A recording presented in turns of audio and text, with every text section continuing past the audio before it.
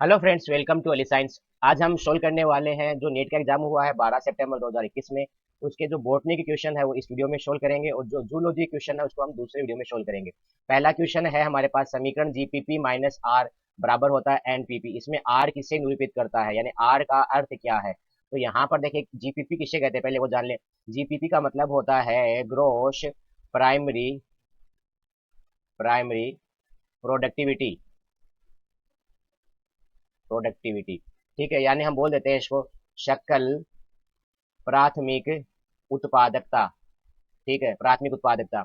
अब इसमें से अगर हम श्वसन की दर जो है, श्वसन में हुई हानि है, उसको निकाल देते हैं तो हमें मिल जाता है एनपीपी। एनपीपी को हम कह देते हैं नेट प्राइमरी प्रोडक्टिविटी, यानी हम बोल देते हैं कुल प्राथमिक उत्पादकता। तो आर क्या हो गया यहाँ पर, श्वसन में हुई हानि। तो श्वसन में हुई हानि यानी श्वसन हानि हो गया, रेस्पिरेशन लॉसेज हो गया। तो इसका आंसर हो गया हमारे पास 3। अगला है कि कौन सा पादप उभय लिंगाश्रयी होता है। तो देखें, उभय लिंगाश्रयी। ठीक है, उभय लिंगाश्रयी पादप वो पादप होता है जिसके अंदर क्या होता है कि जो स्त्री केसर जो पुष्प होता है, इसमें स्त्री केसर भी लगता है और इसमें पुंकेसर भी लगता है, यानी दोनों ही उनके अंदर पाए जा रहे हैं, वो उभयलिंगी हो गया। और अगर ऐसा पादप है तो हो गया उभय लिंगाश्रयी, तो इसके अंदर वो होता है कारा। ठीक है, साइकस है, पपाया। पपाया यानी पपीता जो होता है ना, पपीता वो, और मार्केंसिया, ये तीनों के तीनों होते हैं एक लिंगाश्रयी। मैंने आपको 2-3 दिन पहले के जो फर्स्ट चैप्टर होता है 12वीं क्लास का, उसके क्वेश्चन आंसर सोल्व करवाए थे। उसमें मार्केंसिया का वर्णन था, मार्केंसिया एक लिंगाश्रयी होता है। तो ये यहाँ पर पूछा गया उभय लिंगाश्रयी के बारे में। अगला क्वेश्चन है, निम्नलिखित में से पॉलीमरेज श्रृंखला अभिक्रिया, जो शॉर्ट में कहते हैं पीसीआर, के चरणों का सही अनुक्रम है। तो देखो, पीसीआर में होता क्या है, उसमें जो डीएनए होता है उसको उच्च तापमान पे रखते हैं, हाई टेम्परेचर पे रखते हैं। तब इससे क्या होता है, इनके दोनों के दोनों रज्जुक अलग हो जाते हैं। उच्च तापमान पे रखना कहलाता है डीनेचुरेशन, यानी निष्क्रियकरण। हम डीएनए को निष्क्रिय कर देते हैं। तो पहला क्या हो जाएगा इसमें, निष्क्रियकरण, यानी इसके अंदर फर्स्ट वाला सही हो सकता है और लास्ट वाला सही हो सकता है। अब हम क्या करते हैं, उसके बाद में इनमें टेम्परेचर नॉर्मल रखते हैं, लगभग वापस 75 डिग्री सेंटीग्रेड होता है, उन पे रखेंगे। ठीक है, इसको हम बोल देते हैं जो तापानुशीलन। ठीक है, तापानुशीलन यानी एनेलिंग हम इसको कह देते हैं, एनेलिंग। ठीक है, उसके बाद में क्या करते हैं, इधर हम नया डीएनए रज्जुक जोड़ते हैं, इधर नया डीएनए रज्जुक जोड़ते हैं। पहले तो आरएनए प्राइमर जोड़ा जाता है, आरएनए प्राइमर जोड़ा जाता है दोनों साइड में। फिर वो क्या करेगा, नया डीएनए इधर बना देगा, फिर नया डीएनए इधर बना देगा, यानी प्रसार करेगा डीएनए का, एक्सटेंशन करेगा। तो वो होता है प्रसार, यानी इसके अंदर ऑप्शन हमारा सही हो जाएगा, फोर्थ ऑप्शन इसका सही हो गया। ठीक है। ओके, अगला क्वेश्चन देखें। आपको दो सूची दी गई है, इसमें आपको मिलान करना है। ठीक है, तो सबसे पहले देखें, वात रंध्र लेंटिकल्स क्या होते हैं। ठीक है, तो वात रंध्र में क्या होता है, गैसों का आदान प्रदान के लिए होते हैं। आपको जैसे 11वीं क्लास में आपने पढ़ा था द्वितीयक वृद्धि वाला चैप्टर, सेकेंडरी ग्रोथ वाला चैप्टर, उसमें आपने इस तरह डायग्राम बनाया था। यहाँ पर होती है पूरक कोशिकाएं, बहुत सारी पूरक कोशिकाएं। और यहाँ पर जो खाली जगह है, ये वाला, ये जो भाग है, इसको हम कहते हैं वात रंध्र। यहाँ से क्या होता है, गैसों का आदान प्रदान होता है, यानी ए में हमें मिलना चाहिए क्या, 3 मिलना चाहिए। तो ए में हमारे पास 3 यहाँ पर है। ठीक है, यानी वन क्वेश्चन इसका ऑप्शन है, ये सही हो सकता है। आगे वाला देख लेते हैं, कॉर्क कैम्बियम। ठीक है, कॉर्क कैम्बियम को हम कहते हैं फेलोड्रम, सॉरी फेलोजन कहते हैं, फेलोजन कहते हैं, यानी कागजन कहते हैं, जो नया कॉर्क बनाने का काम करेगी। तो ए, बी में हो गया हमारे पास 1, बी में 1, यानी ये हो गए 2। बाकी आप इसमें मिलाकर करना चाहो तो कर सकते हो, आपका क्वेश्चन यहीं से सोल्व हो जाएगा। अगला क्वेश्चन है द्विसंगी पुंकेसर। ठीक है, डाइडेल्फस स्टामेन, ये किन में प्रेजेंट होता है। तो देखिए, इसका मतलब क्या होता है, इसका मतलब ये होता है कि जैसे ये पुष्प का एक चक्कर हो गया। ठीक है, पुष्प का हमारे पास जो चक्कर होता है, ठीक है, उनके अंदर क्या होते हैं कि यहाँ से पुंकेसर ऐसे पाए जाते हैं, 2 पुंकेसर यहाँ पर हो गए, बाकी पुंकेसर ये से अलग हो गए, ऐसे अलग अलग संघों में बटा होता है। तो वो ऐसा किन में होता है, तो वो ऐसा हमें देखने को मिलता है मटर के अंदर। मटर है, ये आता है हमारे फाबेशी कुल के अंदर, फाबेशी कुल के अंदर। तो फाबेशी कुल में आता है, तो इनके अंदर हमें क्या देखने को मिलता है, उसमें एक पुंकेसर तो अलग होता है और बाकी पुंकेसर इसमें अलग होते हैं, यानी 9 पुंकेसर अलग होता है, 10 अलग, एक अलग होता है 10, यानी हम इसको बोल देते हैं 9+1, ऐसे 2 संघों में ये बटा होता है। इसको नोट कर ले, इसका आंसर आपको इसी आंसर शीट के अंदर मिलेगा। ठीक है, इसको नोट कर लें आप, इसका आंसर इसी शीट में मिलेगा। अगला क्वेश्चन है, एक खेत में घास पात को समाप्त करने के लिए कौन सा पादप हार्मोन काम में लाया जाता है। ठीक है, तो वो लाया जाता है इसके अंदर 2,4-D। एक तो लाया जाता है 2,4-D और एक लाया जाता है 2,4,5-T। ठीक है, अब इसका देखो नाम क्या होता है 2,4-D का, इसका होता है 2,4-डाइक्लोरोफिनॉक्सी एसिटिक एसिड।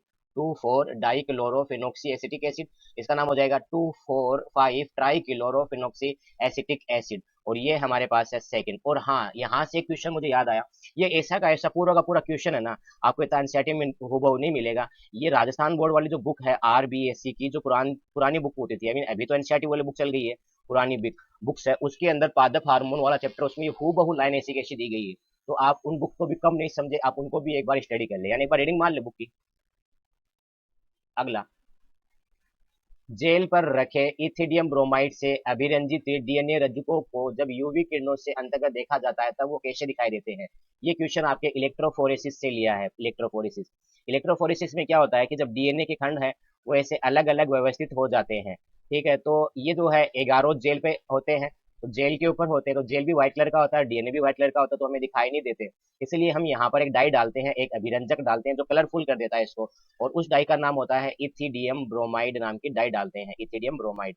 उसके बाद में इनको यूवी किरणों में रखते हैं तो चमकीले नारंगी दिखाई देने लगते हैं, ये चमकीले नारंगी रंग के। तो इसमें देखें, चमकीले नारंगी कौन सा हो गया, ये हो गया हमारे पास फर्स्ट ऑप्शन इसका हो गया। ब्राइट ऑरेंज रंग के ये हमें दिखाई देने लगते हैं। अगला है, एक पादप के पराग कोश से पराग कणों के भिन्न पादप के वर्तिकाग्र पर स्थानांतरित कौन सा शब्द प्रयुक्त होगा। ठीक है, तो देखिए इसमें क्या मतलब हुआ, ये मेरे पास एक पौधा है, इस पे पुष्प लगा हुआ है, एक दूसरा पौधा है, इस पे पुष्प लगा हुआ है, यहाँ से परागकण ये यहाँ पर पहुंच रहे हैं, तो ये पर परागण या परानिषेचन हम इसको कह देते हैं, यानी जीनोगेमी हो जाता है। अगर ये क्या करे, उसी पादप पर आते हैं तो उसको हम कहते हैं स्वयुग्मन यानी ऑटोगेमी, उसकी जगह पर क्या नाम हो जाता है, ऑटोगेमी हो जाता है इसका नाम, ठीक है, जिसको हम बोल देते हैं स्वयुग्मन, स्वयुग्मन हो जाता है ये। इनके अलावा देखिए, सजात पुष्पी परागण किसे कहते हैं, सजात पुष्पी परागण की परागकण है, ये इसी पादप के दूसरे पुष्प के ऊपर जा रहा है, तो उसको हम क्या बोल देंगे, सजात पुष्पी परागण कह देंगे। तो इसका ऑप्शन सही कौन सा होगा, 4 होगा, ठीक है। एक देखिए यहाँ पर केलिस्टोगेमी यानी अनुन्मिल्य पुष्प जो कभी खिलते नहीं, हमेशा बंद रहते हैं, वायोला और कन को आपको नाम याद आ गया होगा, तो ये होते हैं। और जो खिल जाते हैं, खुल जाते हैं, जिनकी पंखुड़ियां खुल जाती है, उनको हम कहते हैं उन्मिल्य पुष्प या चेजमोगेमी। तो यहाँ पर आपको आंसर हो गया जिनोगेमी यानी परानिषेचन। अगला क्वेश्चन देखते हैं, निम्नलिखित में से अर्धसूत्री विभाजन की किस अवस्था में गुणसूत्र बिंदु का हम दूसरा नाम कहते हैं सेंट्रोमियर का विभाजन होता है। तो देखिए इसमें मेटोफेज, एनाफेज, टीलोफेज और मेटाफेज ऐसे दी गई है। तो देखिए मेटाफेज में क्या होता है वो समझे आप। मेटाफेज में जो गुणसूत्र होते हैं वो मध्य पट्टिका पर आकर व्यवस्थित हो जाते हैं, मध्य पट्टिका पर ऐसे बीच में व्यवस्थित हो जाते हैं। उसके बाद में ये गुणसूत्र है, इनके बीच में होते हैं गुणसूत्र बिंदु, वो टूट जाते हैं और फिर ये गुणसूत्र एक दूसरे से अलग अलग हो जाते हैं, ठीक है, दूसरी स्टेज में। उसके बाद में ये गुणसूत्र अलग अलग दिशाओं में पहुंच जाएंगे, कुछ गुणसूत्र ऊपर पहुंच गए, कुछ गुणसूत्र यहाँ पहुंच गए, और उनके चारों ओर केंद्रक बन जाता है इसे, ठीक है। तो यहाँ पर इसमें क्या हुआ है, इसमें गुणसूत्र बिंदु टूटे हैं, तो ये मेटाफेज है फर्स्ट वाले, सेकंड एनाफेज है, फिर आती है टीलोफेज। तो इसके अंदर किसमें हो गया, एनाफेज सेकंड के अंदर ऐसा होता है। कंप्लीट है। अगला क्वेश्चन है, जब गुणसूत्र बिंदु गुणसूत्र के दो बराबर भुजाओं के मध्य में स्थित होता है, गुणसूत्र बिंदु का मतलब हो गया सेंट्रोमियर, आपको ये वर्ड भी याद रखना है, सेंट्रोमियर। तो देखिए अलग अलग टाइप के होते हैं, हमें हमारे पास गुणसूत्र अगर ऐसा है, ये एकदम मध्य में स्थित है, तो उसको हम कहते हैं मेटासेंट्रिक, मध्य केंद्री। तो इसका ऑप्शन उत्तर हो गया मेटासेंट्रिक। अगर ये थोड़ा सा एक साइड में ज्यादा होते हैं ऐसे और दूसरी भुजा थोड़ी छोटी होती, तब इसको बोल देते हैं हम सब मेटासेंट्रिक, दूसरा हो जाता। और अगर ये एकदम से किनोर पर होते हैं, दूसरी भुजा एकदम से छोटी होती है और ये एकदम बड़ी होती, तब हम इसको बोल देते हैं टीलोसेंट्रिक। और ये एकदम से ही एंड पॉइंट पर स्थित होते हैं, यहाँ पर दूसरी भुजा इसके अंदर होती ही नहीं है, तब हम इसको बोल देते हैं अग्र बिंदु। तो इसके अंदर सही कौन सा होगा, मेटासेंट्रिक इसके अंदर सही होगा। अगला क्वेश्चन देखते हैं, प्रकृति में अंतर जातीय प्रतिस्पर्धा, देखो अंतरा जातीय है, ठीक है, प्रतिस्पर्धा के बावजूद प्रतिस्पर्धा करने वाली जातियों ने अपनी अपनी उत्तरजीविता के लिए कौन सी विधि का विकास किया होगा। तो देखिए स्पर्धा निर्मुक्त ऐसा हो नहीं सकता, शहुकारिता ये उसमें स्पर्धा से कोई लेना देना नहीं होता, भक्षण भी इसका लेना देना नहीं होता, यानी ऑप्शन गलत है। संसाधन विभाजन, यानी उन्होंने क्या कर लिया है, संसाधन विभाजन कर लिया है, यानी उनके अंदर जो रिसोर्सेज है उनको अलग अलग विभाजित कर लिया कि आपका ये है, आप हमारा ये। फॉर एग्जाम्पल इसको ऐसे समझ सकते हैं, तो दो भाई हैं, दोनों बिजनेस करते हैं, सेम बिजनेस कर रहे हैं एक एरिया के अंदर, अब उनमें कंपटीशन है, अब वो लड़ाई करने लगे कंपटीशन की वजह से, यानी प्रतिस्पर्धा है उनके अंदर।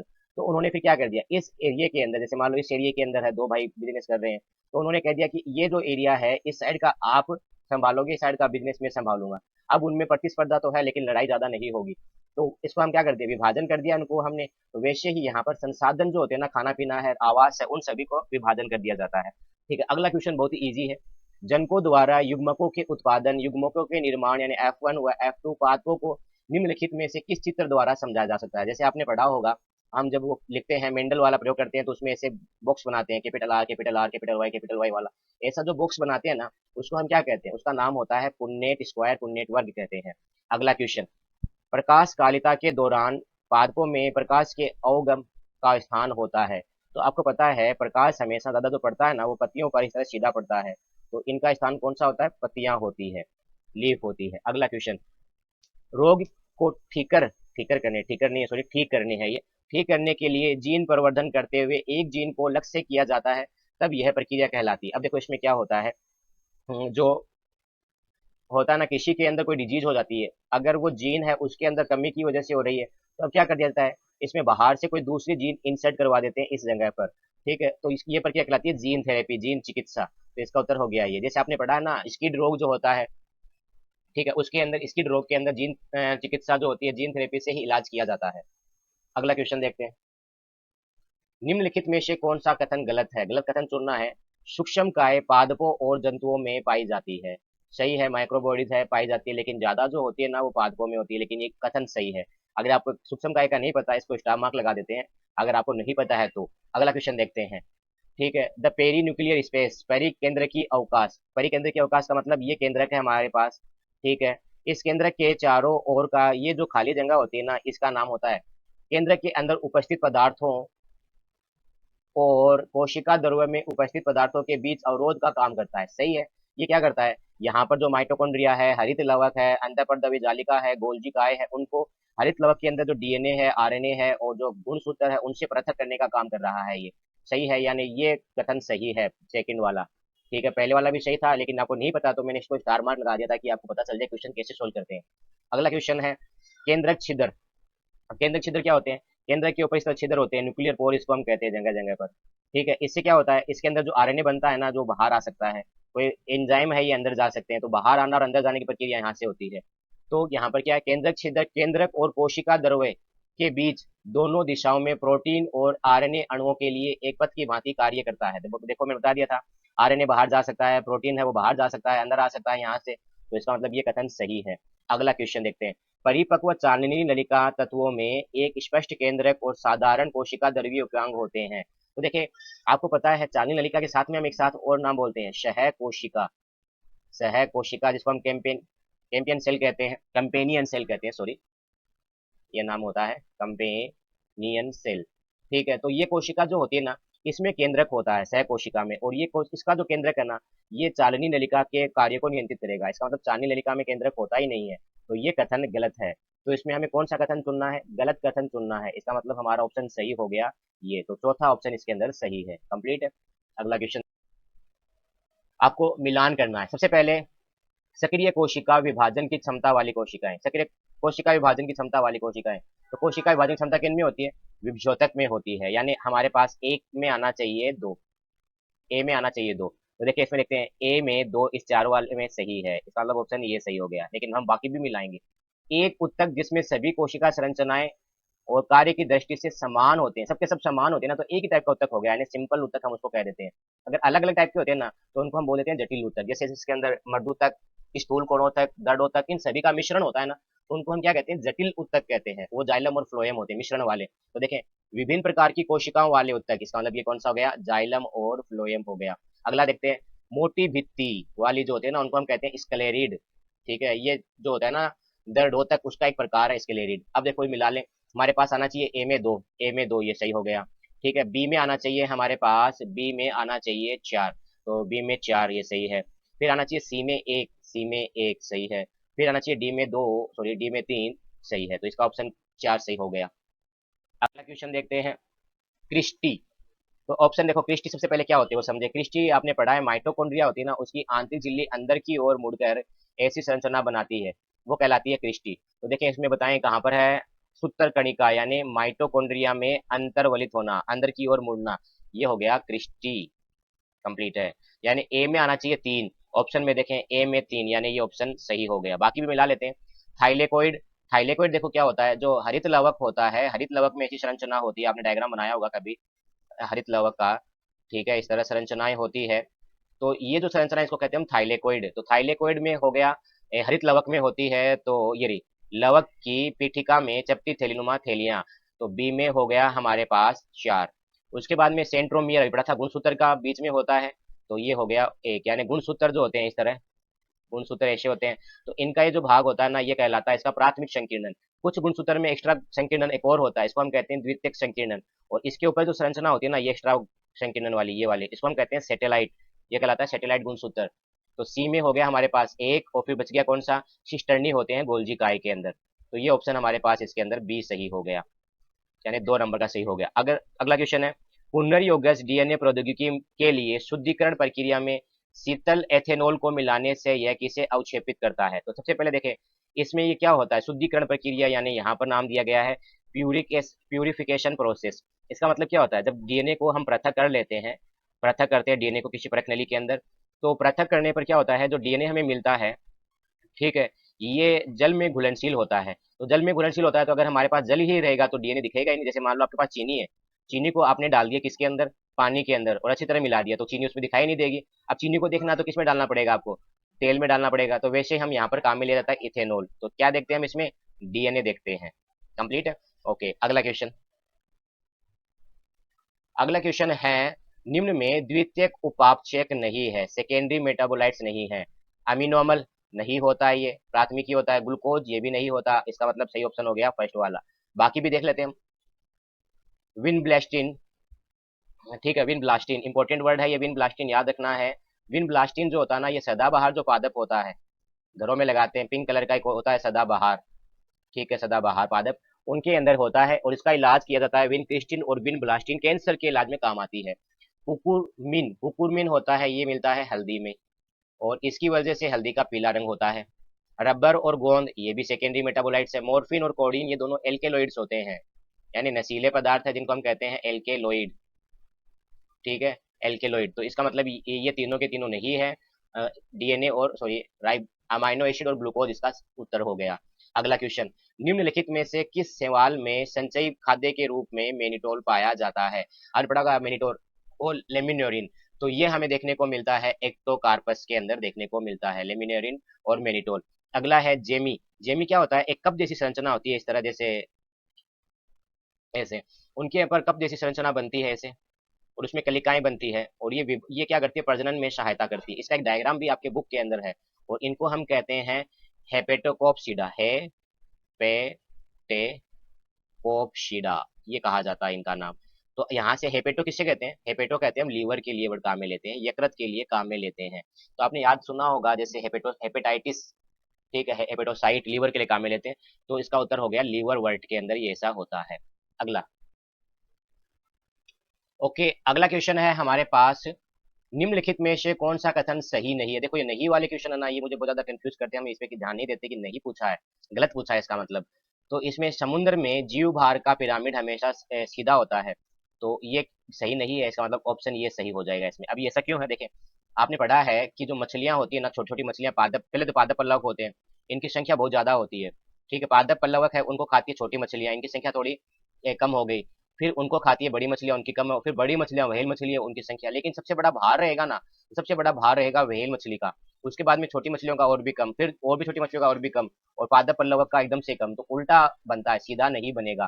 कंप्लीट है, इसका मतलब ये वाला है ना, ये सही ऑप्शन हो जाएगा, ये कथन गलत है, कथन गलत है, ऑप्शन ये सही है। अगला है, ऊर्जा का पिरामिड सदैव सीधा बनता है। ये तो एकदम आंख मीच के भी आप इसको सही कह सकते हो, ये सही होता है हमेशा ऊर्जा का। घास भूमि पारितंत्र में संख्या का पिरामिड हमेशा सीधा होता है, सही है। हमें घास है तो घास ज्यादा होगी, घास को चढ़ने वाली हिरण कम होगी, हिरण को खाने वाले शेर और भी कम है, तो ये सीधा बन गया। ठीक है, अगला, समुद्र में जीव भार का पिरामिड साधारणतया उल्टा होता है। तो देखिए यहाँ पर उल्टा पूछ हो गया, इसका मतलब ऐसा होता है ये वाला, इसका मतलब ये ऑप्शन सही हो गया। तो देखिए ये ऑप्शन सही नहीं है, ये कथन सही हो गया, ठीक, ये कथन सही है, ऑप्शन गलत है ये। तो देखिए ये फर्स्ट वाला और लास्ट वाला दोनों एक दूसरे के ऑपोजिट है, तो ये आपको यहीं से पता चल जाएगा कि इनमें से कोई एक ही सही रहेगा। पेपर बहुत ज्यादा इजी बनाया गया है।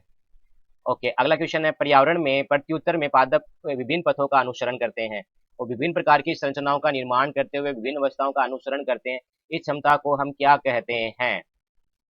ठीक है, तो देखें इसको कहा जाता है प्लास्टिसिटी, उसको हम कहते हैं पादप की सुगठिता। इसका मतलब क्या हो जाएगा, जो पादप होता है ना, ये अलग अलग पथों का अनुसरण करते हुए अलग अलग चीजों का निर्माण करेंगे। ठीक है, इसको हम कहते हैं प्लास्टिसिटी। अगला क्वेश्चन, अंतरजातीय परजीविता को किस नाम से निरूपित किया जा सकता है? अंतरजातीय परजीविता एमेंसेनिज्म। देखो एमेंसेनिज्म को आप मैं बच्चों को याद करवाता हूँ। इसका जैसे इसको अमानसिता भी कहते हैं, अमानसिता ये भी कहा जाता है। इसका मतलब क्या होता है कि आपने क्या किया, किसी को गोली मार दी, एग्जाम्पल के तौर पर किसी को गोली मार दी आपने, आपके कोई फायदा हुआ? नहीं हुआ ना, आपके कोई फायदा है ना कोई लाभ है, आपके ना कोई फायदा है ना लाभ है, लेकिन अगले को क्या हो गया, हानि हो गई। तो उसको हम क्या कह देंगे कि एक को तो न लाभ होता है न हानि होगी, यानी एक तो हो गया जीरो, और दूसरी जाति है उसको क्या हो रहा है, उसको हानि हो रही है, बेचारा मर गया वो, तो जीरो और माइनस जिसके अंदर होगा वो ये हो गया। तो देखो जाति ए है इसको हानि हो रही है, और जाति बी है उसको न लाभ हो रहा है ना हानि हो रही है। इसका मतलब इसका ऑप्शन हो गया हमारे पास 4 सही। अगला क्वेश्चन देखते हैं, मूल सिद्धांत सेंट्रल डोगमा का पूर्ण प्रवाही चित्र है। तो देखे इसमें ये थोड़ा सा ऑप्शन है यहाँ से गलत दिया हुआ है, ये जो है पार्ट इसमें ए नहीं दिखाया हुआ है, ये सही इस तरह बनता है, डीएनए है, उस डीएनए से वापस डीएनए बनता है, फिर डीएनए से आरएनए बनता है, आरएनए से फिर प्रोटीन बनती है, आरएनए से प्रोटीन बनती है। तो डीएनए से डीएनए बनना कहलाता है रेप्लिकेशन, प्रतिकृतिकरण। तो देखिए इसमें रेप्लिकेशन कहाँ पर है, एक तो ये रहा रेप्लिकेशन है और एक ये रेप्लिकेशन है, यानी 2 और 4 में कोई हो सकता है। बी है डीएनए से फिर आरएनए बनता है, उसको हम कहते हैं ट्रांसक्रिप्शन, ट्रांसक्रिप्शन यानी अनुलेखन कहते हैं, अनुलेखन। तो बी के अंदर आना चाहिए ट्रांस अनुलेखन, तो अनुलेखन यहाँ पर भी है, अनुलेखन यहाँ पर भी है, तो इसका मतलब अभी तक तो सही चल रहा है। हम अब पता नहीं कर सकते कौन सा सही है। फिर सी पे आते हैं, तो इसको हम कह देते हैं अनुवादन, अनुवादन, या हम कह देते हैं ट्रांसलेशन, यानी आरएनए से प्रोटीन का बनना कहलाता है ट्रांसलेशन। तो या हम रूपांतरण भी कहते हैं, अनुवादन को रूपांतरण भी कहते हैं। तो ट्रांसलेशन रूपांतरण, यहाँ पारकर्मण नहीं होता, तो ये हो गया हमारे पास ऑप्शन ए से। अभी देखो यहाँ क्वेश्चन बन गया, पारकर्मण क्या होता है? तो पारकर्मण है ये बैक्टीरिया के अंदर होता है, बैक्टीरिया में जनन की एक विधि है, लैंगिक जनन की एक विधि होती है और उसका नाम होता है पारकर्मण। ओके, अगला क्वेश्चन देखते हैं, कुछ वंश जैसे कि सिलेजिनेला और साल्विनिया 2 प्रकार के बीजाणु बनाते हैं। तो देखें कभी कभी बीजाणु दोनों आकार में समान बनते हैं, तो बीजाणु आकार में समान होते हैं, उनमें पहचान नहीं कर सकते कि कौन सा नर और कौन सा मादा है।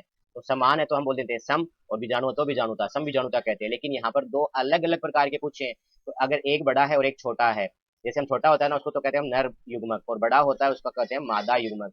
तो इसका मतलब इनके अंदर क्या हो जाएगा, विषम बीजाणुता हो जाएगी। तो ये हो गया विषम बीजाणु के यानी हेटेरोस्पोरस, उसका सही ऑप्शन हो गया। अगला क्वेश्चन देखते हैं।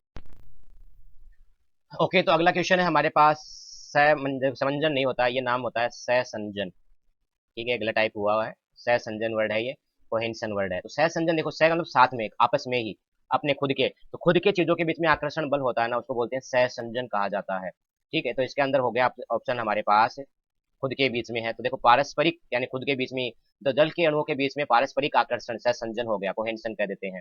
ठीक है, इसका मतलब होना चाहिए ए में हमारे पास 2। तो ए में देखें कौन कौन से में आ रहे हैं, एक तो ए में यहाँ पर आ रहा है 2, और एक यहाँ पर आ रहा है 2। ठीक है, अगला क्वेश्चन देखते हैं, आसंजन। आसंजन का मतलब क्या हो जाएगा कि जैसे हमारे पास देखो, पहले तो समझो सहसंजन आसंजन ये कौन से चैप्टर से क्वेश्चन लिया गया है, जो जाइलम और फ्लोएम में आपने पढ़ा है, जाइलम जाइलम की जो वाहिनी और वाहिकाएं होती है, उससे क्या होता है, पानी है वो इससे ऊपर चढ़ता है, पानी तो पानी का एक अणु ऊपर चढ़ जाता है ना, किसके कारण, वाष्पोत्सर्जन के खिंचाव के कारण। पानी का एक अणु चढ़ जाएगा तो वो दूसरे अणु को खींचेगा, दूसरे अणु तीसरे को खींचेगा, क्योंकि उनमें आकर्षण होता है इनके बीच में, वो होता है सहसंजन। इनके अलावा ये जो पृष्ठ होता है, अगर ये ध्रुवीय पृष्ठ है यानी इसके अंदर थोड़ा सा चार्ज है, ठीक है, यानी पोलर है ये, तो इसके बीच में भी इसका आकर्षण रहेगा, और उसको हम बोल देते हैं आसंजन, आसंजन। तो ध्रुवीय पृष्ठ की ओर आकर्षण वो हो गया इसके अंदर, बी के अंदर आ गया हमारे पास ये 4, कंप्लीट है। पृष्ठ तनाव, पृष्ठ तनाव है उसमें देखो क्या होता है, द्रव अवस्था में कोई चीज होती है ना, तो उसका पृष्ठ तनाव है ना, उनके कण है वो पास पास होते हैं, उनकी वजह से उत्पन्न होता है, सरफेस टेंशन जिसको कहते हैं, ये आपने फिजिक्स में अच्छी तरह पढ़ा होगा। तो वो हो गया द्रव अवस्था में अपेक्षाकृत अधिक आकर्षण, ये हो गया। ठीक है, और बिंदु स्राव देखो क्या होता है, एक चीज होता है वाष्पोत्सर्जन, वाष्पोत्सर्जन, और एक होता है बिंदु स्राव। तो जल है, इनमें दोनों में जल की हानि होती है, जल है ये पत्तियों से बाहर निकलता है, वाष्प के रूप में निकल रहा है तो वाष्पोत्सर्जन, बूंद के रूप में निकल रहा है तो बिंदु स्राव। तो वाष्प होगी गैस, गैस की अवस्था में नहीं हो रही, यहाँ पर देखो द्रव अवस्था में हानि हो रही है, तो द्रव में हो रही है यानी बिंदु के रूप में हो रही है। इसका मतलब हो गया डी के अंदर 3 कंप्लीट है। तो ये कहाँ पर मिल गया हमें, ये मिल गया देखो ए में होना चाहिए, ए में होना चाहिए 2, बी के अंदर होना चाहिए हमारे पास 4, और सी में होना चाहिए 1 और डी में होना चाहिए 3, यानी इसका चौथा ऑप्शन है ये सही हो गया। अगला क्वेश्चन, पादप कोशिका में किसके द्वारा उत्प्रेरित उत्परिवर्तन म्यूटेशन जो होता है ना, उत्परिवर्तन उसको प्रेरित किया जा सकता है? आवृत किरणें नहीं करती, गामा किरणें करती है, गामा किरणों के द्वारा ही होता है, क्योंकि ये उच्च ऊर्जा की किरणें हो जो होती है ना, ये परिवर्तन कर देती है। जियाटिन नहीं करता, पता क्या जियाटिन क्या है? ये पादप हार्मोन है, ठीक है, ये पादप हार्मोन है, ठीक है, और काइनेटिन ये भी पादप हार्मोन है, तो ये दोनों के दोनों पादप हार्मोन होते हैं। अगला क्वेश्चन आ जाते हैं, निम्नलिखित में से कौन सा एक पीसीआर का अनुप्रयोग नहीं है, यानी कौन सी प्रक्रिया इनमें से जो हम पीसीआर में काम में नहीं ले सकते? तो जीन का परिवर्तन पीसीआर के अंदर होता है, पृथक किए गए प्रोटीन का शुद्धिकरण ये उसके अंदर नहीं होता, जीन उत्परिवर्तन का पता लगा सकते हैं, आणविक निदान उसके द्वारा हो सकता है। तो इसके अंदर ऑप्शन हमारे पास क्या हो गया, प्यूरिफिकेशन ऑफ आइसोलेटेड प्रोटीन हम पीसीआर से नहीं कर सकते। अब पीसीआर क्या होता है मैंने आपको थोड़ी देर पहले बता चुका हूँ। अगला क्वेश्चन है, शोरगम में CO2 स्थिरीकरण का पहला स्थायी उत्पाद होता है। तो देखो CO2 स्थिरीकरण है, CO2 से उनका निर्माण होना, ग्लूकोज के निर्माण होने की प्रक्रिया, तो उसमें दो चीजें बनती है, किसमें तो बनता है OAA, ऑक्जेलो एसिटिक एसिड बनता है, ठीक है, ये होता है किसमें, C4 पादपों में। C3 पादपों के अंदर है ना 3 कार्बन युक्त जो PG होता है ना, फॉस्फोग्लिसरिक एसिड, ये बनता है। इसका मतलब यहाँ पर हमें देखना है कि C4 पादप है क्या, ये कौन सा पादप है? तो सोरगम होता है, ये C4 पादप होता है। तो इसमें पहला उत्पाद कौन सा हो जाएगा, OAA, ऑक्जेलो एसिटिक एसिड हो जाएगा। तो ये हो गया हमारे पास ऑप्शन 1 सही। अगला क्वेश्चन देखते हैं, देखिए ये फॉस्फोग्लिसरिक एसिड जो होता है ना PGA, ये किसमें होता है, ये C3 पादपों के अंदर देखने को मिलता है। अगला क्वेश्चन, निम्नलिखित में से कौन सा शैवाल केरागिन उत्पन्न करता है? ठीक है, तो ये लाल शैवाल है, लाल शैवालों के द्वारा केरागिन मिलता है, ठीक है, मैंने तो बच्चों को इसको याद करवाया था, जैसे टीसी होता है ना वैसे आरसी याद कर लें, जैसे मोबाइल की उसकी होती है ना मोटरसाइकिल की आरसी, ठीक है, तो आप उसको याद कर ले, आर फॉर रेड और सी से केरागिन, तो रेड शैवाल होते हैं ना उनसे केरागिन मिलता है, ठीक है। नेक्स्ट क्वेश्चन, वही मिलान करना है। सबसे पहले है जीव द्रव्य संलयन, प्रोटोप्लाज्म फ्यूजन। तो प्रोटोप्लाज्म फ्यूजन होता है वो किया जाता है पोमेटो, सॉरी नीचे तक ले गया मैं, ये ठीक है, पोमेटो, पोमेटो में जीव द्रव्य संलयन होता है। कैसे होता है, टमाटर जो होता है ना, टमाटर यानी उसको हम क्या कहते हैं, टमाटर को टोमेटो, टोमेटो की कोशिका ले ली, ठीक है, और दूसरा है हमारे पास पोटैटो, आलू, पोटैटो, दोनों की कोशिका ले ली। अब इन कोशिका के चारों ओर होता है कोशिका भित्ति, कोशिका के चारों ओर होती है कोशिका भित्ति, इनकी कोशिका भित्ति को हटा देते हैं, तो ये नग्न कोशिका बन गई, दोनों की नग्न कोशिका हमें प्राप्त हो गई, कोशिका भित्ति। अब ये जो नग्न कोशिका है इसी को ही हम कहते हैं प्रोटोप्लास्ट, प्रोटोप्लास्ट, या जीव द्रव्य, जीव द्रव्य नहीं होता इसको सही बोलते हैं जीव द्रव्य या कै, तो यहाँ पर कै भी आना चाहिए, यहाँ पर जीव द्रव्य संलयन। उसके बाद में क्या होता है, इन दोनों कोशिकाओं को आपस में जोड़ दिया जाता है, पास रखेंगे तो आपस में जुड़ जाती है, थोड़ा इलेक्ट्रिक यानी थोड़ी करंट मार देंगे इससे तो ये जुड़ जाती है, और जुड़ जाएगी तो अब ये कहलाता है जीव द्रव्य संलयन। और पोटैटो और टोमेटो को मिलाकर कह दिए पोमेटो, तो ये पोमेटो में हो गया। तो ए में होना चाहिए हमारे पास क्या, ए में होना चाहिए 2, ए के अंदर होता है 2, ये लो आपका आंसर आ गया यहीं से ही। बाकी भी कर लेते हैं, पादप उत्तक संवर्धन,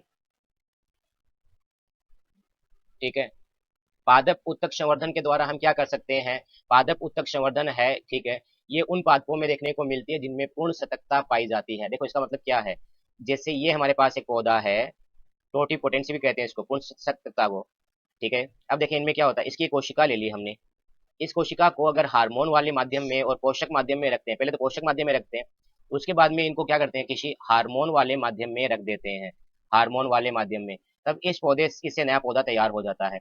तो पौधे की एक अकेली कोशिका में इतनी ताकत होती है, इतनी शक्ति होती है कि पूरा का पूरा पौधा तैयार कर सकती है, ठीक है। तो पूरा को हम क्या कर देंगे, पूर्ण शक्ति को कर देंगे सक्तता, तो ये काम आता है उत्तक संवर्धन के अंदर, ऐसा कंप्लीट। लेकिन हमारे अंदर क्या होता है, हमारे अंदर होती है प्लूरोपोटेंसी, ठीक है, पोटेंसी हम उसको हम कह देते हैं, फ्लोरोपोटेंसी, यानी अर्ध सतर्कता होती है, पूरी नहीं होती। इसका मतलब हमारा कोई अगर कोशिका एक है जिनको हम कहते हैं स्टेम सेल, स्टेम कोशिका, उनसे पूरा का पूरा बॉडी नहीं बन सकती, यानी हमारी अपनी पूरी बॉडी बनाना चाहे नहीं बन सकती, कुछ अंग बन सकता है। जैसे अगर हम एक होती है हेमेटोपोटेटिक स्टेम सेल, वो रक्त बना सकती है, तो कुछ अंग बन सकता है हमारे अंदर। तो हम क्या होते हैं, प्लूरोपोटेंसी होती है हमारे अंदर, और पादप में होती है पुंसकता होती है। तो हम कह देंगे इसमें हो जाएगा बी में एक, ऑप्शन सही।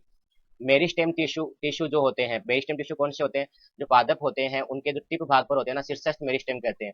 तो पादप अगर पूरा का पूरा वायरस इसके अंदर घुस जाएगा, यानी मान लो इसमें कोरोना वायरस आ गया इस पादप के अंदर, पादप में नहीं आता कोरोना वायरस, या इंसान का ही है, मान लेते हैं इसमें पादप में कोई वायरस आ गया, तो ये जो भाग है ना, ये कभी संक्रमित नहीं होता। क्यों नहीं होता? जैसे ये पौधा है, ठीक है, ये भाग इतना इसका मेरिस्टेम है ऊपर का भाग, तो वायरस यहाँ आ गया, तो ये जो भाग में अगर वायरस अटैक करेगा ना, ये नया बना बना लेता है, नया बन जाएगा, तो वायरस यहाँ पहुंचेगा, तो द्योतक तो यहाँ रह गया ऊपर ही। अब जैसे ये अटैक करके यहाँ पहुंचेगा ना, ये नया बना लेता है, तो ये जो भाग हमेशा टिप भाग रहता है ना, कभी भी वायरस से जो है संक्रमित नहीं होता। तो उसको हम क्या बोल देते हैं, विषाणु मुक्त पादप तैयार किए जा सकते हैं इनके द्वारा। तो हमारे पास हो गया सी के अंदर 4, तो सी में 4 हो गया, ठीक है। सूक्ष्म प्रवर्धन है, उससे पादप प्राप्त होते हैं, उनको कहा जाता है शोमा क्लोन, सूक्ष्म प्रवर्धन के द्वारा। जैसे मैंने ये बताया ना, यहाँ पर ये जो पादप लिए ना, तो यहाँ पर जितनी भी हम मान लो 1000 कोशिकाएं ले लिए, तो 1000 तो ये कोशिकाएं इस अकेले पत्ती की लिए ना, तो जब जितने भी पादप मिलेंगे वो आपस में समान मिलते हैं, तो समान होते हैं ना, उनको हम कहते हैं क्लोन, हूबहू डुप्लीकेट। जैसे बाहुबली का जो बेटा होता ना, वो महेंद्र बाहुबली, वो उसका क्लोन था। ओके, तो अगला क्वेश्चन है, परिपक्व अवस्था में प्रारूपी आवर्तबीजी भ्रूणकोष, देखो भ्रूणकोष आ गया, सिंपल सा है, उसमें 8 केंद्रक होते हैं और 7 कोशिकाएं होती, क्योंकि 2 ध्रुवीय केंद्रक हो गए ना, तो 8 केंद्रक और 7 कोशिकाएं, यानी 4 ऑप्शन सही है। अगला क्वेश्चन है, कार्बन, नाइट्रोजन, फास्फोरस, कैल्शियम जैसे पोषकों की मात्रा, मृदा में मात्रा किसी दिए गए समय में कैसे संदर्भित की जाती है? इसको इंग्लिश में पढ़ेंगे तो समझ में आएगा। The amount of nutrients such as carbon, nitrogen, phosphorus and calcium present in the soil at any given time is referred, हाँ उसको हम कह देंगे स्टेडिंग स्टेट है, वो रुकी हुई अवस्था है, ठीक है, यानी उसमें सब चीजें फिक्स है, यानी अच्छा पोषण मिल रहा है सभी पादपों को। अब ये जो समुदाय है वो स्थायी अवस्था के अंदर है, स्थायी अवस्था, हाँ इंग्लिश का नाम, हिंदी में नाम हो गया ना स्थायी अवस्था। ओके, अगला क्वेश्चन देखते हैं। आपको इसमें से गलत कथन चुनना है, गलत कथन, पहले कथन पढ़ लेते हैं, उसके बाद पता चल जाएगा। पीठिका लेमिला में पीएस फर्स्ट होता है, हाँ होता है, सही है। ग्रेना लेमिला में पीएस फर्स्ट और पीएस सेकंड दोनों होते हैं, ठीक है, ये भी सही है। चक्रीय फोस्फोरिलीकरण में पीएस फर्स्ट और पीएस सेकंड दोनों से मिलता है, ये नाम सबसे इजी क्वेश्चन हो गया ये गलत है, यानी ऑप्शन इसका हो गया 3 से। आपको पता है ऐसे होता है, पीएस फर्स्ट, ठीक है, पहले तो काम आता है पीएस सेकंड, वहां से इलेक्ट्रॉन निकला और जाता है हमारे पास पीएस फर्स्ट के पास, ऐसे, तो उनमें ये तो होता है जेड स्कीम के अंदर दोनों सम्मिलित होते हैं। अगर एक में होता ना, तो वो तो होता है चक्रीय में एक ही होता है, तो ये वाला ऑप्शन है, ये गलत हो गया। अगला क्वेश्चन है, जीवाणुओं में अनुलेखन की प्रक्रिया का हाँ पहले प्रश्न तो पढ़ने दो। निम्नलिखित में से सही कथन, सही चुनना है, गलत नहीं चुनना है। जीवाणुओं में अनुलेखन की प्रक्रिया का समापन करने के लिए आरएनए पॉलीमरेज रो कारक से संबंधित, हाँ सही है। आपको पता है ये जो होता है ना रो फैक्टर, रो ऐसे नहीं होता, सॉरी ऐसे होता है, ये रो कारक आता है, ठीक है, हिंदी में भी इसको ऐसे लिखेंगे, रो कारक आता है, और ये आकर अनुलेखन की प्रक्रिया को बंद कर देता है, इसका मतलब इसका ऑप्शन हमारे पास हो गया फर्स्ट सही। अगला क्वेश्चन भी देखते हैं, ऑप्शन देख भी देते हैं कि क्या बताइए कुछ सही हो। एक अनुलेखन इकाई में कूटरज्जुक एमआरएनए पर प्रतिकृत होता है, एक अनुलेखन इकाई, the coding strand in transcription unit is copied to mRNA, नहीं होता। देखिए इसे क्वेश्चन ये है, आपने पढ़ा है कि यहाँ पर तो होता है उन्नायक, यहाँ होता है समापक, ठीक है, उन्नायक और समापक, ये वाला जो रज्जुक होता है ना उसको हम कहते हैं कूट रज्जुक, और ये वाला होता है टेम्पलेट रज्जुक। देखिए यहाँ कब पता चलेगा हमें, 5 डेज से 3 डेज, और ये होता है 3 डेज से 5 डेज। आरएनए जब बनेगा ना, तो इसका तो ऑपोजिट बनता है, इसका ऑपोजिट बनता है और इसका सिमिलर बनता है, तो काम आता है नीचे जो रज्जुक है ना, ये जिसका नाम होता है टेम्पलेट रज्जुक, यहाँ पर काम आता है। तो टेम्पलेट रज्जुक का होता है, याद रखना है, ये आगे पीछे ऊपर नीचे हो सकता है, डिपेंड करता है ये 5 डेज 3 डेज आपने किधर लिखा है, तो कंफ्यूजन नहीं हो तो हमेशा 5 डेज 3 डेज ऊपर लिखा करें आप, ठीक है। तो हमें इसका आंसर मिल चुका है, अगला क्वेश्चन देखते हैं। नाइट्रो वही करना है, इसमें मैच करना है हमें, तो नाइट्रोकोकस, तो नाइट्रोकोकस, राइजोबियम, थायोबेसिलस और नाइट्रोबेसिलस। तो देखिए इसके अंदर सबसे पहले जो इजी होता है ना उसको आप हमेशा निकालिए करें। राइजोबियम होता है ना, ये नाइट्रोजन को अमोनिया में चेंज करता है, एक तो ये फिक्स होता है ये। थायोबेसिलस विनाइट्रीकरण का काम करता है, ये भी हो गया हमारे पास। तो देखिए इसमें बी है, बी में आना चाहिए 4, ठीक है, तो बी में 4 कौन से में आता है, अब एक में ही मिल गया ना आंसर आपको, ये रहा। सी में आ गया हमारे पास 1, तो सी में आ गया 1, सी में आ गया 1, बी और फिर ए में क्या हो जाएगा, नाइट्रोकोकस क्या काम करेगा, ये नाइट्राइट में परिवर्तन कर देगा अमोनिया को। नाइट्रोबैक्टर क्या कर देगा, ये नाइट्राइट को नाइट्रेट में बदल देगा। कंप्लीट है, तो यहाँ से ऑप्शन हमें इनका आंसर मिल गया 4। अगला, ओके, तो अगला क्वेश्चन है हमारे पास, ससीम केंद्र की जीव यानी यूकेरियोट्स है, ठीक है, उनके अंदर आरएनए पॉलीमरेज थर्ड की भूमिका क्या होती है? तो देखो, आरएनए पॉलीमरेज 3 टाइप का होता है, फर्स्ट होता है, सेकंड होता है और थर्ड होता है। मैंने बच्चों को ऐसे याद करवाया, सबसे पहले हमारा किसका नाम याद आता है? आरआरएनए, ठीक है, उसके बाद में आपको याद करना है एमआरएनए, और तीसरे में हो जाएगा टीआरएनए, या आप उसको ऐसे कह सकते हो आरएमटी। रमता जोगी, वो गाना याद है क्या, रमता जोगी, ऐसे कुछ गाना है क्या? तो RMT, रमता जोगी से बना देंगे। तो फर्स्ट वाले के लिए RRNA, सेकंड का mRNA बनता है और थर्ड से tRNA बनता है। तो यहाँ पर कौन सा पूछा है? थर्ड पूछा है, तो थर्ड का ऑप्शन हो गया यहाँ पर हमारे पास tRNA, ये वाला tRNA। इसमें तो mRNA गलत हो गया। snRNA, ठीक है, ये भी नहीं होता इसमें, इसमें rRNA है, ये भी नहीं होता। snRNA का मतलब होता है स्मॉल न्यूक्लियर RNA। कंप्लीट है। अगला क्वेश्चन, एस अवस्था, ठीक है, G2 अवस्था, शांत अवस्था और जीवन अवस्था, इनके अलग अलग प्रकार पूछे गए। तो एस देखिए, एस अवस्था में क्या होता है? एस अवस्था में एस का नाम एस क्यों पड़ा था? एस का मतलब होता है सिंथेसिस, सिंथेसिस, यानी हम कह देते हैं संश्लेषण अवस्था। इसमें क्या होता है? कोई चीज का निर्माण होता है, संश्लेषण अवस्था है।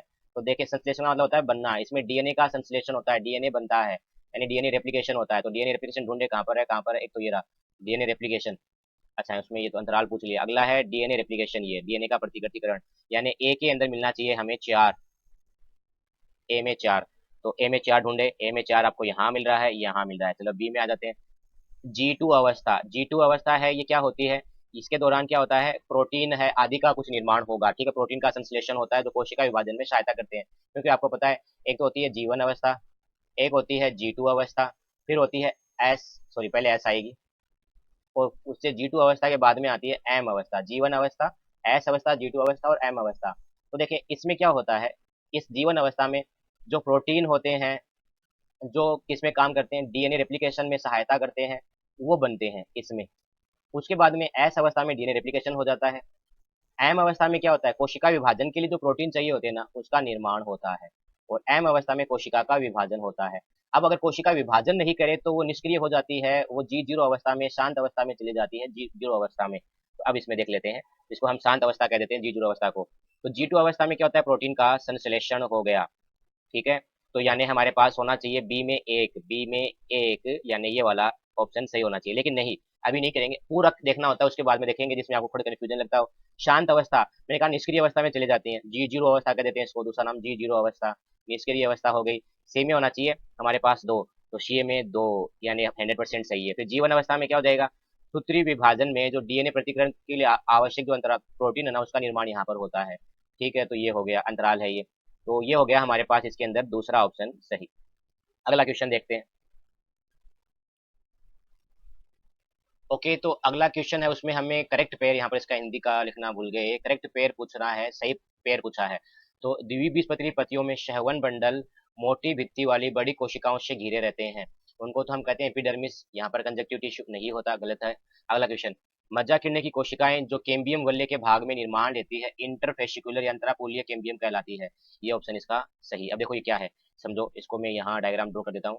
ये क्या होता है, हमारे पास सेवन बंडल है, इसमें जाइलम और फ्लोएम ऐसे रहते हैं, जाइलम और फ्लोएम ऐसे रहते हैं, ठीक है। मैं थोड़ा कलर चेंज कर देता हूँ यहाँ पर, कैसे होता है,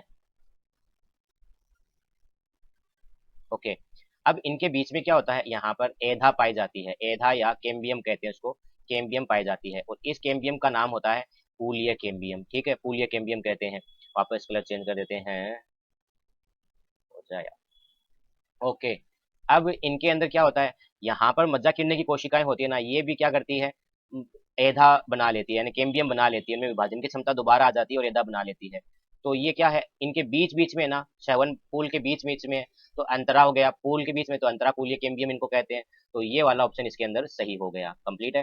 वापस रेड ले लेते हैं, चलते हैं इसे चलाते हैं। अगला क्वेश्चन है, निम्नलिखित में से कौन से कुलों के युगम में कुछ सदस्यों के परागण की जीवन क्षमता उनके मुक्त होने के बाद महीनों तक बनी रहती है?